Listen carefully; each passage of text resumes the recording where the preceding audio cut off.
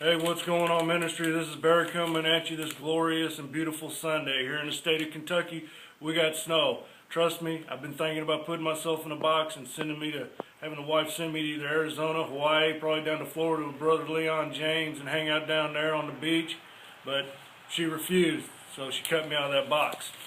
Anyhow, excuse me for wearing the sunglasses. I'm dealing with a little bit of a migraine headache today, but we're going to get this message out.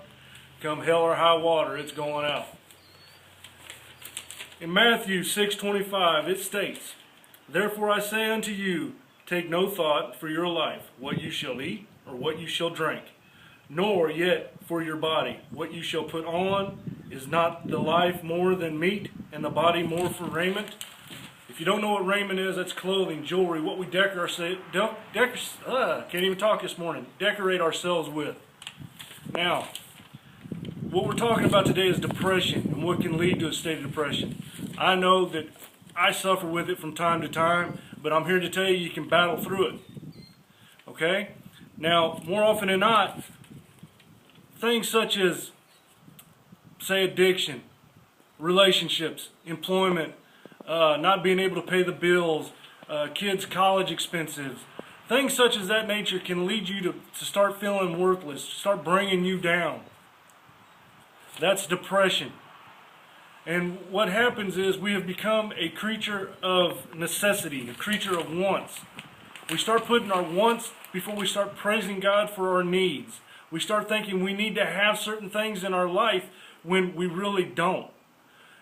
And the one thing I can tell you about depression, once you've hit that rock bottom, once you've actually smacked it, just like I put it on Facebook, like I put it on Rogue's Facebook page, once you've hit that rock bottom, God's letting you know now you are standing on the rock. You are standing on me. And guess which way you're getting ready to go? Straight up. But you got a few more things you need to do. Once we've hit depression, and I can speak from experience on this. Once we've got into that state of depression and we don't think we can go any further up, because we're not actually reaching up for the hands that help us, our friends, our family, they can see that we're suffering, but we're refusing to reach out. And the reason we're refusing is because of pride. We have to be able to throw that pride aside and move on. In Proverbs 16, chapter 16, verse 18, "Pride goeth before destruction, and a haughty spirit before a fall." Pride will always lead to one's destruction, and it will make your spirit feel like it's falling out of control, like nothing can catch you, like God has turned his back on you himself. Well, trust me, he hasn't turned his back on you. Excuse me, kind of windy and the notes are getting away from me. Look, let's look at Job. Just if you ever read the book of Job, it's a very interesting book. Here's Job, a strong man of God, a strong man of faith, praised him and glorified for everything that he had. He was in favor with God. God loved Job. But here comes Satan saying, "Hey, I want to see if I can bring him down, God." And God says, "Okay, looky here, punk. I'm going to give you the opportunity, but you cannot touch him. You cannot hurt him, you cannot kill him." And over the time, the devil tries taking everything away from him. His wife, his crops, his kids, everything starts taken away. You got people even praying for Job. And even when the devil said it ain't working, I got to be able to do something else, God said, "Go ahead, do something else, but you cannot kill Job." Then he starts putting them little boils all over him. I know I'm going through this real quick, but you had people that knew Job praying for Job. You had, eventually Job got angry and he started questioning God. He started throwing that out there, demanding answers. And then finally, God said, "Whoa, hold up. You need to back up and realize who you're talking to. In your wildest dreams, you will never understand why I do the things I do and why you move in my time and I do not move in yours." Now, in Job, and I love this chapter, 38, 1 through 3, and it says, "Then the Lord answered Job out of the whirlwind and said, Who is this that darketh counsel by words without knowledge?" And this is the one I love. I'm sorry, I missed one.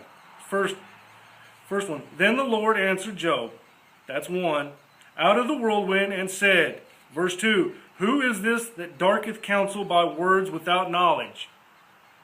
See, Job was questioning God. He was throwing the answers out there. God thought what he thought, that he knew God's answers to things. And he didn't. It says, and this is my favorite one, gird up now thy loins like a man, for I will demand of thee, and answers thou me.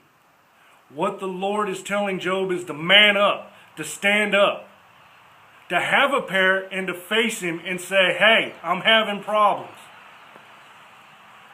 What is the situation? What did I do wrong? Well, here's the situation that Job didn't realize, and a lot of people don't realize when they sink into a thing of depression, is he wasn't punishing Job. God is not punishing you. The devil is fighting against you. It ain't that God is testing your faith. It's Satan himself that has come up and he is testing your faith. That's what was happening to Job. Job was not being punished. The devil was being proved wrong. God said, you want to attack him? You want to try to hurt him? Go for it. Take everything away from him. Bring him to his knees if you have to. But watch what happens. And Job never gave in. Sure, he got angry.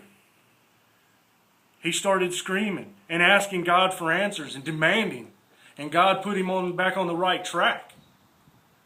But God also knew that Job's faith was strong enough to withstand anything that the devil, anything that the Satan had to throw at him. And that's how we have to be. We have to stand strong on our faith. And once you've hit that rock, plant your feet in it, because that is the face of God, and let him lift you up to where you need to be. Hey, if you're suffering from depression, I got one answer. Reach up. Scream out for help. And trust me, the brothers and sisters will come running to pick you up. This has been Bear coming at you this Sunday.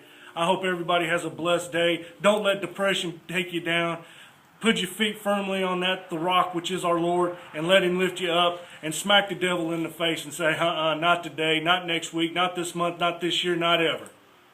Until next Sunday, keep your eyes on the prize. I love you and God bless, and we'll see you next week.